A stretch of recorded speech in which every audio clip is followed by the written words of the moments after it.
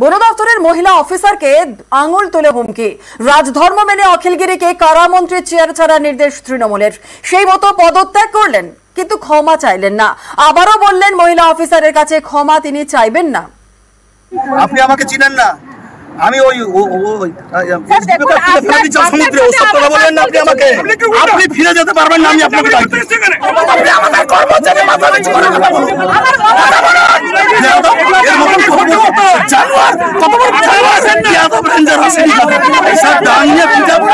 বুঝবে। আঙুল উঁচিয়ে বন দপ্তরের মহিলা অফিসারকে হুমকি, এ নিয়ে জোর শোরগোল। কারামন্ত্রী অখিলগিরির বিরুদ্ধে কড়া পদক্ষেপ করে তৃণমূল, বলে নিঃশর্ত ক্ষমা চাইতে এবং মন্ত্রিত্ব থেকে ইস্তফা দিতে। দলের এই নির্দেশ মেনে মন্ত্রিত্ব ছেড়েছেন অখিলগিরি। সোমবার মন্ত্রিসভা থেকে পদত্যাগ করেন রামনগরের তৃণমূল বিধায়ক, তবে ক্ষমা চাননি।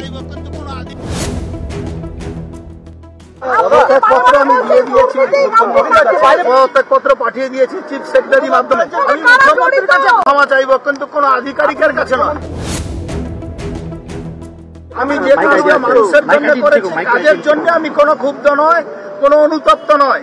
কিন্তু আমি যে কথাটা আধিকারিককে আমি যে কথাটা বলেছি, যে ওয়ার্ডটা আমি ইউজ করেছি, তার জন্য আমি অনুতপ্ত। আমি তো 26 সাল পর্যন্ত এমএলএ আছি।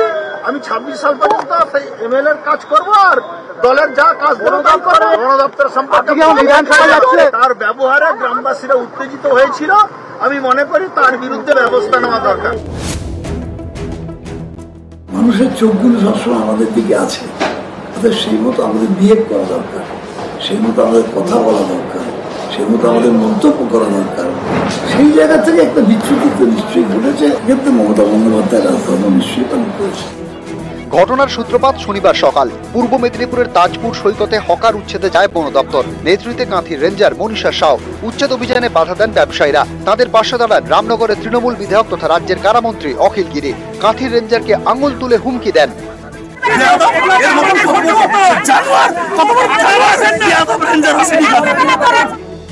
অখিলগিরি পদত্যাগী কারামন্ত্রী, তার ছেলে সুপ্রকাশ তৃণমূল নেতা, কাঁথি পুরসভা চেয়ারম্যান।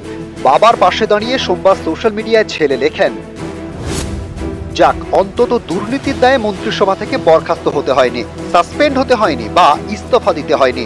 অসহায় গরিব দলিত পরিবারের মানুষদের জন্য লড়াই করতে গিয়ে জিততে পারোনি, হেরে গিয়েছো। মাথা নিচু নয়, উঁচু করে ইস্তফা দিয়েছো। হ্যাটস অফ বাবা। রাজনীতি করতে গেলে এগুলোকে তো আপস এন্ড ডাউন থাকবেই। আর আমাদের কাছে পথটা বড় নয়, এটা একটা মূল ম্যাটার। মমতা বন্দ্যোপাধ্যায়ের প্রতি আমাদের আস্থা ভরসা আছে, এবং গণতন্ত্রের শেষ কথা তো মানুষ বলে, সেই মানুষের পাশেই দাঁড়িয়েছেন। আমিও বলছি ক্ষমা চাওয়ার প্রশ্ন। যে ভাষা ব্যবহার করেছেন তাতে অনুতপ্ত, কিন্তু তার আগেরটা কেউ দেখলো না, এটাই সবচেয়ে দুঃখ থেকে গেল। 4 দিন 5 দিন কি ঘটনা ওখানে ঘটেছে সেটা কেউ দেখলো না, এটা একটা হয়তো ঠিক হলো না। নিউজ 18 বাংলা।